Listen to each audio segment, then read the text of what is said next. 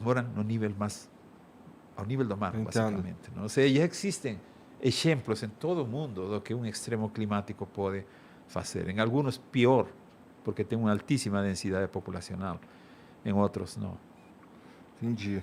Cara, eu queria também falar um pouquinho sobre como é que tu foi parar na meteorologia e tudo mais. Tu falou que estuda isso há 20 anos. É isso mesmo? Olha, eu nasci no Peru. Sim. Meu pai era técnico. Ele trabalhava no Ministério da Agricultura, ele era técnico em meteorologia. Então, eu às vezes acompanhava ele ia à estação meteorológica a medir a temperatura, a medir os instrumentos. E perguntava, pai, o que é isso? Ah, isso é para medir hora de sol. Então, fiquei com a curiosidade. Não? Naquela época, ele tinha vários desses folhetins de meteorologia. Comecei a ler. Talvez, não? Eu queria estudar engenharia mecânica, não passei no vestibular.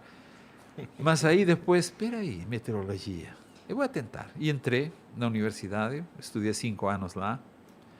Depois fiquei como professor lá na área de meteorologia. Meteorologia em Peru. Meteorologia agrícola, que era uma variação da meteorologia. Não? E daí depois fui para fazer doutorado nos Estados Unidos em meteorologia, com especialização em climatologia. Não? E daí até hoje continuo nessa mesma linha, mas eu acho que foi um pouco a influência familiar que me levou a isso, não? Porque Tu chegou a trabalhar na NASA, não teve um período? Sim, porque eu fiz o doutorado 4 anos em Wisconsin, daí fiquei 4 anos mais, fiz pesquisa de pós-doutorado, 2 anos no NASA, que eles têm uma divisão principal, está em Washington, Maryland, Goddard Space Flight Center, mas tinha o Goddard Institute for Space Studies, que trabalhava junto com Columbia University. Então, eu passei 2 anos lá, no campus que a NASA tem em Columbia University. Aí comecei a trabalhar com modelagem climático, começando a entender, porque o diretor do Instituto Goddard da NASA era James Hansen. E James Hansen foi o primeiro que foi ao Congresso em 1988, na grande seca que aconteceu nos Estados Unidos, onde as temperaturas passavam os 35 graus, o asfalto grudava no pé. Eu me lembro disso. E ele começou a falar no Congresso sobre o asfalto grudava global. no pé? Meu Deus, cara. O único idiota que saía procurando apartamento para alugar, todo mundo estava escondido. É calor.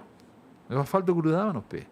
E aí ele foi dizendo, apresentando ao Congresso, foi o primeiro que começou com isso de mudança climática, aquecimento global naquela época. Foi o primeiro que começou. Foi em que ano isso, desculpa? 88. Em 88 foi quando a gente teve a primeira conversa sobre aquecimento global de forma notável. Então. De forma notável. Não? E James Hansen ainda está vivo, já aposentou. Não? Mas ele que foi um dos primeiros que começou com isto. Não? E aí depois pegaram carona, o Al Gore gostou disso, e a bandeira ambiental que ele levou e tudo isso. Então aí que começou um pouco. Aí gostei, comecei a trabalhar. Daí depois passei mais 2 anos na Florida State University. E daí me convidaram a fazer de pesquisador no INPE. Então bem direto da Estados Unidos para Brasil. Não? E continua até hoje. Não? E aí, cara, esse órgão internacional é o IPCC.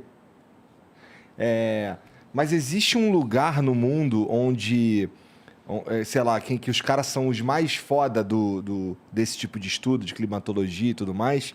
Qual que é o melhor lugar quais são onde estão as melhores mentes sobre isso? Tem vários. Tem vários. Depende, porque, por exemplo, o IPCC é um painel científico.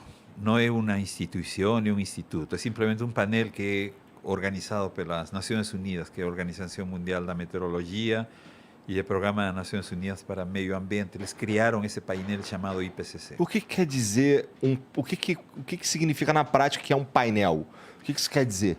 É um grupo de cientistas que sintetizam e avaliam a pesquisa que foi feita. Tá. Entendeu? Ou seja, nós não desenvolvemos pesquisa nova, sino avaliamos toda a pesquisa que foi feita. E isso envolve que estudos publicados em revistas internacionais, obviamente, não? A gente não vai procurar aquilo que sai naquelas revistas, não quero falar nomes, não? Naquelas revistas pseudocientíficas ou que aparecem no Wikipedia.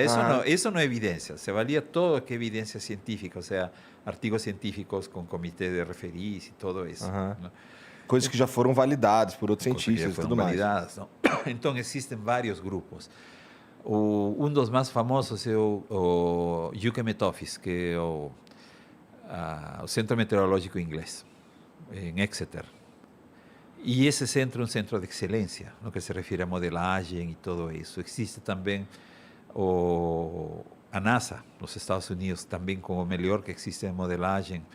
Existe o Meteorological Research Institute da Austrália, não, do Japão, desculpa. Não? E também tem outros centros, também grandes, não? Com um grande número de pesquisadores e orçamento, na China, na Coreia. O Brasil presta muita atenção nisso? O Brasil presta, sim. É? Presta. Ou seja, existem grupos de pesquisa de excelência aqui, não? A Universidade de São Paulo, a mesma o INPE. Não? O CEMADEM é um centro relativamente novo, então, mas o INPE já tem muita trabalhando nisso. O CEMADEM entrou a trabalhar agora na parte muito de extremos e desastres. A Universidade Federal de Rio de Janeiro, que foi o primeiro programa de meteorologia no Brasil, foi na Federal de Rio. A Universidade Federal de Minas Gerais, que trabalha muito com mudanças de uso da terra. A Fundação Oswaldo Cruz, que trabalha com a parte de saúde e impactos. Não? A COPE, que faz parte da Federal de Rio de Janeiro, que trabalham com a parte de segurança energética. Ou seja, existem grupos de excelência. A maior parte dos pesquisadores foram formados nesses centros dos Estados Unidos, da Europa. A Alemanha, o Instituto Max Planck, que existe já desde cientos de anos na história. Não? E então, vieram para cá. E vieram para cá. Interessante. Bom, você é um desses caras, né, que veio de fora para cá também. Muitos vimos assim, nós treinamos fora e a gente veio trabalhar aqui e formamos também doutores, mestres. Ou seja, a gente, além de fazer a pesquisa, está formando uma nova geração de pesquisadores aqui, não? Com programas de mestrado e doutorado. E os pesquisadores, eles têm um suporte adequado do Estado brasileiro, cara? Bom, nós temos nosso salário, primeiro, e também nós vemos na necessidade de procurar colaborações. Não? Então, às vezes, a gente faz colaborações com os países BRICS, com os países da União Europeia, com a China. Isso não significa que a gente recebe dinheiro deles, mas recebe recursos para publicar. A gente viaja para esses países, esses pesquisadores vêm a trabalhar conosco aqui, através de projetos de pesquisa da FAPESP, por exemplo, aqui em São Paulo, do CNPq. Então, tudo isso, uno tem que se virar procurando recursos. E nossos recursos não vão para ganhar um salário extra, não. E vão para obter bolsas para estudantes, para obter recursos para poder viajar para conferências. Não? Essa faz parte, porque como cientista uno tem que estar atualizado continuamente. Sem parar. E atualizado sem parar, revisando artigos, atentos na literatura, viajar para conferências. Não? Com essa da pandemia, por exemplo, online uno participava disso bastante, não? Mas as conferências continuam acontecendo, mas todas assim virtual. Né? E do ponto de... Assim, o Estado brasileiro também, ele dá atenção ao que os pesquisadores desses institutos aí dizem? Eu diria que sim, em geral, não? Porque por exemplo, os institutos do governo federal, INPE, INPA, CEMADEM e tantos outros, a gente produz ciência que é levada para o governo. Não? Por exemplo, os nossos estudos, nossas alertas são levados para o Ministério do Desenvolvimento Regional, os dados de desmatamento do INPE são enviados e feitos públicos, todo isso com recursos federais. Não?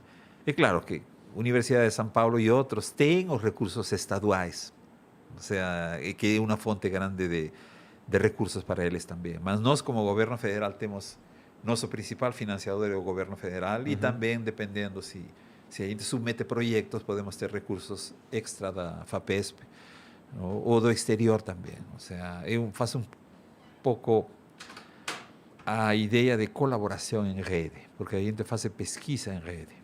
Muitas pesquisas, por exemplo, que a gente faz, estamos trabalhando com o Instituto Nacional de Meteorologia também, não, para ver, porque eles têm os arquivos de dados e eles conhecem da situação, então a gente trabalha em conjunto. Essa é a pesquisa em rede que está sendo feita. E mudança climática é basicamente pesquisa em rede, não pesquisa de uma pessoa, é uma rede. porque el tema de mudanza climática es multidisciplinar, transdisciplinar. Envolve ciencias duras, envolve ciencias humanas, medicina, ingeniería, o sea, hasta tal vez o termo mudança climática não é o mais certo, que chamam de mudança global, porque isso envolve todos os sectores. Não? Entendi. E esse trabalho em rede, ele também ele tem participação de outros países, outros cientistas do mundo inteiro? Tem. É algo, então, uma discussão que rola entre todos os centros de pesquisas do mundo de uma forma unificada? Exatamente. Por exemplo, aquele proyecto de pesquisa que desenvolvimos junto con a USP, INPE, Instituto de Geología, sobre vulnerabilidad costera. Nós tínhamos colaboración con un grupo da Flórida, que también avaliaban elevación do nível do mar numa cidade deles, que é a cidade de aposentados, não? Aposentados ricos, então, o que acontece aí.